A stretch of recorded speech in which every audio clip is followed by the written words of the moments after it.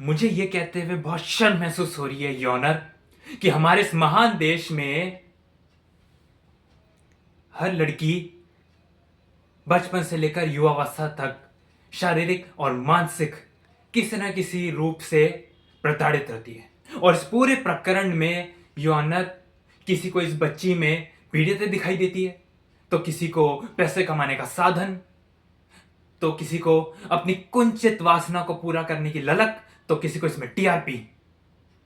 पर मुझे योनर इस बच्ची में रौद्र काली दिखाई देती है, मां दुर्गा दिखाई देती है, क्योंकि यह बच्ची लड़ना चाहती है, अपने लिए आवाज उठाना चाहती है। ये उन बच्चियों की उम्मीद है योनर जो आपके इस वर्डिक्ट पर अपनी आग गड़ाए बैठी है इस बिल्डिंग के बाहर।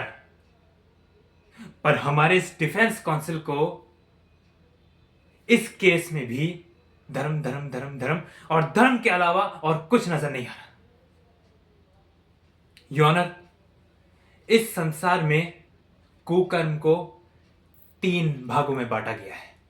पहला है पाप, जो कभी आदमी जाने तो कभी अनजाने में करता है, जिसका निवारण प्रायश्चित करके, माफी मांग के या किसी अन्य प्रकार से भी भरपाई करके किया जा सकता है।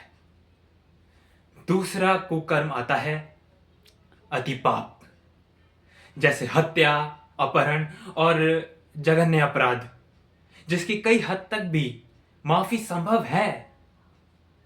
पर तीसरा आता है महापाप, जिसकी कोई माफी नहीं है।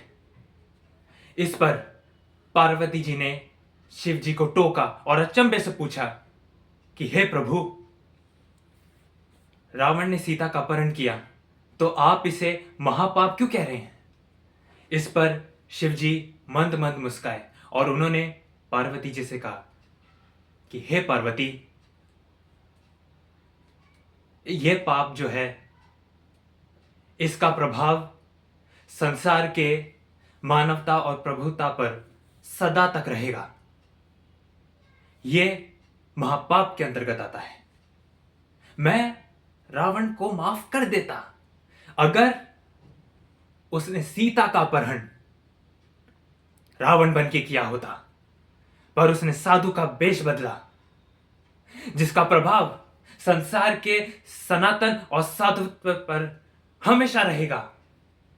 और यह आदमी रावण है, रावण। इसने गुरु भक्ति के साथ विश्वासघात किया है। इसने उन मासूम बच्चियों के साथ विश्वासघात किया है। इसने मेरे, आपके और हमारे महादेव के साथ विश्वासघात किया योनर। इसने उनका नाम इस्तेमाल किया है। I claim a 10th penalty.